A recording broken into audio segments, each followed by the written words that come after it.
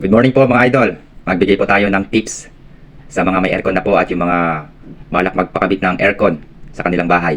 Dapat po may sarili po siyang safety breaker yung ating ilalagay na aircon. O kung may aircon na po ay dapat malagyan po ng safety breaker. Dahil ang use po ng safety breaker ay nag-automatic shut off po siya. Kung mag-shutdown po siya kapag magkaroon ng problema yung aircon. Dapat po akma yung breaker na ilalagay. At ipa-install po natin sa mga electrician o technician yung safety breaker na para sa aircon.